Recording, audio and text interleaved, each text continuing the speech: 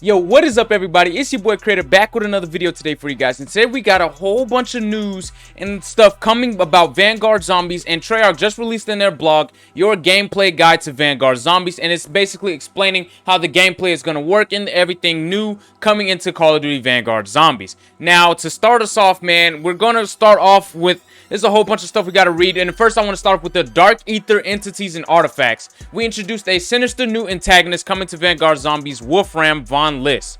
Whatever. Through the power of Dark Ether magic, he has forged a bond with Cortifex the Deathless, a former Dark Ether Lord with the power to raise the dead, threatening to turn the side of the Second World War. Thankfully, you have an opportunity to call upon the artifacts of the four rival Dark Ether entities to aid in the fight against Cortifex and the Third Reich.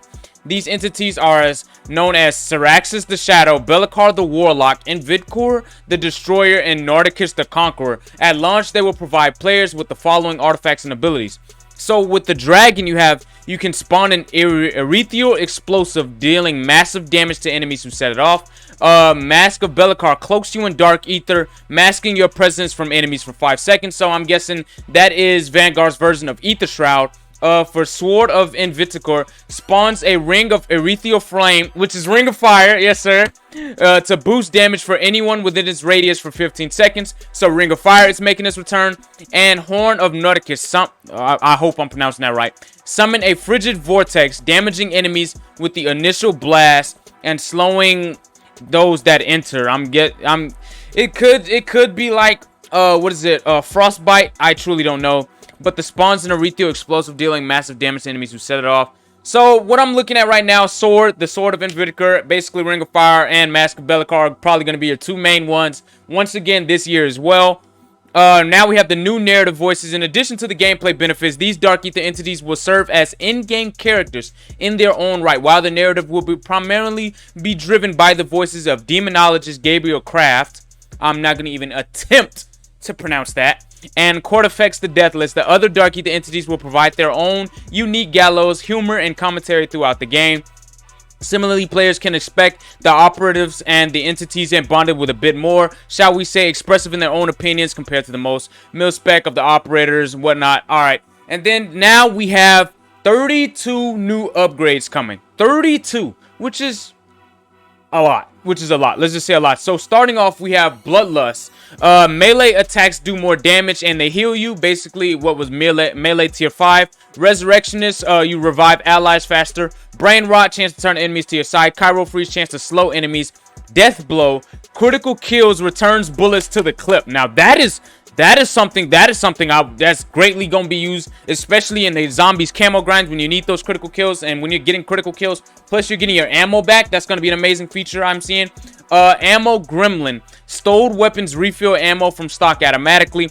Dead accurate, consecutive hits on the same enemy do more damage, which is pretty decent. I'm guessing that'll be good in the higher rounds when your guns aren't one-shotting or two-shotting anymore and you're doing those consecutive hits. So I guess dead accurate is something you can get in higher rounds or later in the game, even though it's not round-based yet. So we gotta, I guess, in like later when things get harder, then you can use dead accurate. But that's probably not something to start off with. Splatterfest, enemies killed by explosions may explode. Unholy Ground, deal more damage while stationary. So for you campers, that's perfect for you. When you're just sitting there, you get more damage. So imagine a penthouse strategy. As you know, penthouse on Die Machine. Imagine a penthouse strategy with Unholy Ground on. You're literally just sitting in the penthouse with Unholy Ground and Ring of Fire. That is like max damage right there. So we're already getting strats and I haven't even played the map yet. Core of the Weak, deal more damage to slowed or stunned enemies. And Motherload, chance to keep equipment after using it. So with these upgrades right here, so far the best one I'm seeing is between Death Blow, Dead Accurate, or Unholy Ground. Those are the three best to me right there. Now find your perfect build. By experimenting with different combinations of covenants, artifacts, perks, and weapons in each one, you'll create powerful new builds and discover personal strategies to help you survive further into the next match. You might find certain offense-based combos may better suit your needs in solo matches, while other support-driven builds might work better with a full squad. The choice is always yours. The true strength of covenants lie in their upgraded rarities. However, while the rare version of the Core of the Weak may deal 50% more damage to slowed or stunned enemies, the legendary version can deal a whopping 100% base damage in addition to 100% critical damage. Combine that with Chiral Freeze and Deck Rat and be shredding through zombies in no time, as long as you can hit your targets and stay alive. So that right there actually changes it a lot more, because now you know you can get multiple of these. You can get multiple upgrades. So imagine, say if you know you're camel grinding and you want to just camp. So you can go ahead and get Unholy Ground, because that deals more damage while stationary. And then you can get, say, Death Blow. Critical kills return bullets to the clip. And then you get Ammo Gremlin, which help with the ammo refill from stock automatically. And then you get consecutive hits like dead accurate. So what we're seeing right now is, you know, the zombies, it's going to help a lot better. The fact that you can get a lot of these upgrades and all this stuff, and the fact that you can get multiple at one time. You can have up to 3 at one time, and the selection of available combinations randomizes after each objective is completed, so you'll always have new specialists to choose from.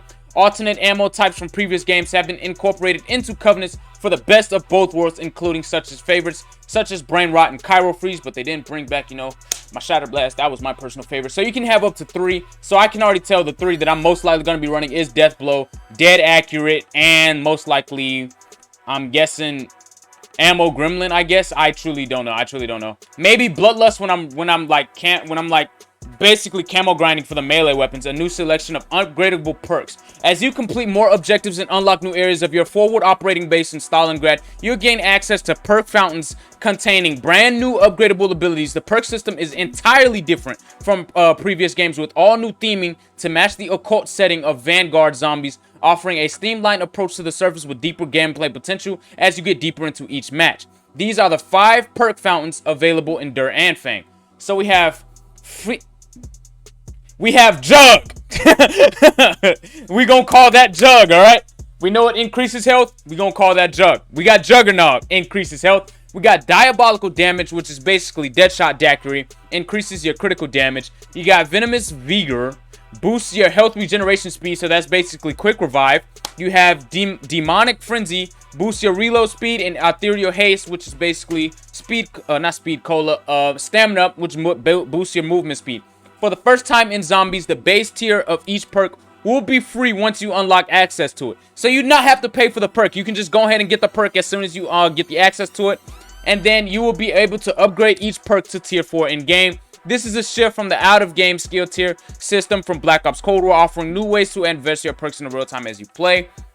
So instead of like last year in Cold War, where we were grinding for the Ethereum crystals to max out our perks to tier 5 and all that stuff, well, you're gonna have to do it in game each game to max out your tiers and all that stuff. So I'm guessing that's kind of an upgrade, you know, to keep the games fresh going forwards.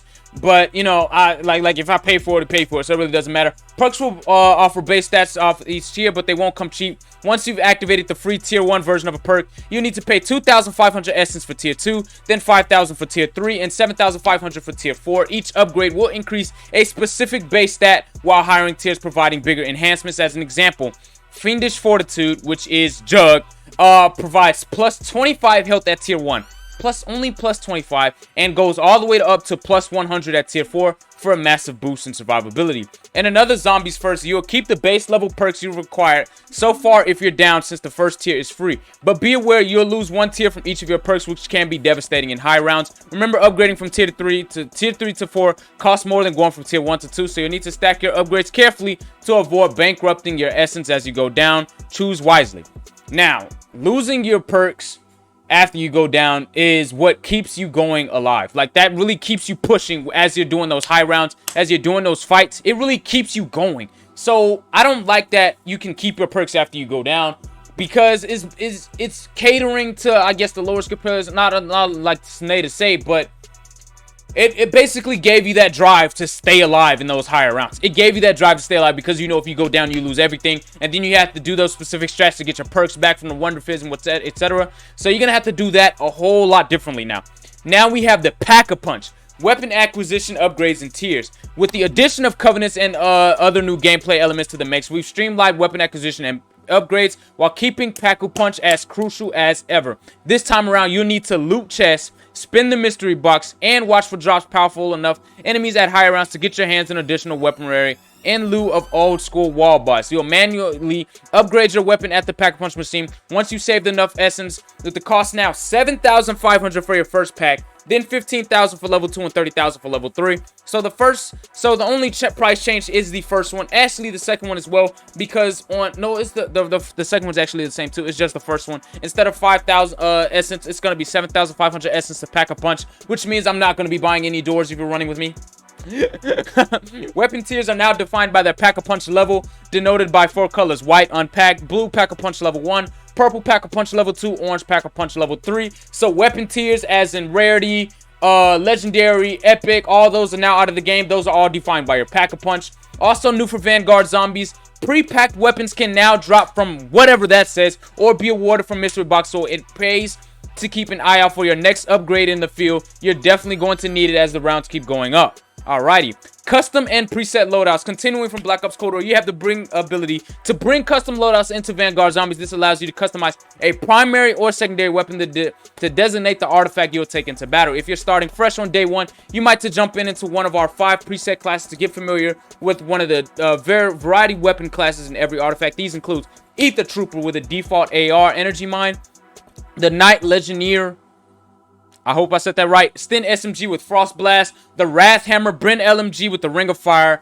the Revenant Eraser Gracie Auto Shotgun Ether Shroud. That's probably what I'm going to be running first. I definitely, as I camo grind for the Mastery Camo, which is a red, dark, etherish camo, Mastery Camo that looks sick. When I do that, I'm definitely most likely going to go shotguns first, because there's always literally 2 or 3 shotguns at launch, and shotguns are always the best in zombies. So you can go ahead and get those out the way right quick.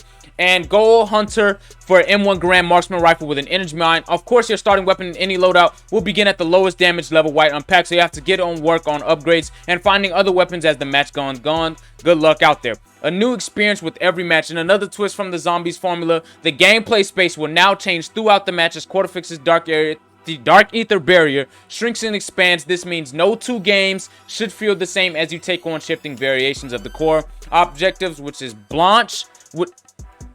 at launch, which is Blitz, Transmit, and Harvest. 1 minute, you may find yourself fighting for a life in a single corridor of Shinonuma, and the next you have access to both floors of the main hut. As the rounds continue, keep an eye on the barrier markers to designate the playable area. For each new objective, make sure you don't get yourself cornered, and that's just the start. And that'll be it for all of the stuff that is coming with the zombies. All of the new stuff coming into zombies right now. We do have season 1 and beyond starting on December 2nd. New zombies content, all that stuff. So what we got going on. So that is majority of everything that is coming brand new to zombies. And it's got a lot of the BO4 zombies feel that I would definitely have to agree on. Why is this here? Oh, this is from a project from years ago. Oh my gosh. I had to do a project on tattoos. I'm not gonna edit that out. Y'all can know that I was doing my scholar stuff. Boy, I was a worker, man. I was a hard worker. But yeah, so as you can see, a lot of this stuff is it's a lot to take in. I like that you can have 3 upgrades on your weapon ammo types. So I'm definitely gonna be running a lot of those. Definitely gonna be doing videos on which ones are the best, which builds are the best, how you can build yourself, and how you can personalize how you want to play zombies in this mode. I still truly waiting on that round-based map, man. We need the round-based zombies. Give us back to that feel. Everything else, I like that they're trying a lot of new stuff. I like that they're doing a whole lot of new stuff to try to give us a brand new zombies experience. There's nothing wrong with trying something new, and I definitely agree that this might be a whole bunch of new stuff that we might like, so I'm gonna give it a chance. I'm not gonna sit here and bash it out first. My only con is that we don't have a round-based map at launch, but I hope you guys enjoyed this and found this informational. Let me know down in the comments what you think about this new stuff, and let me know what you guys if you guys are excited for this or whatnot. I'm personally excited, and I'm ready, man. I'm ready for this, man. I appreciate y'all for watching, and I'll catch y'all in the next one. Peace.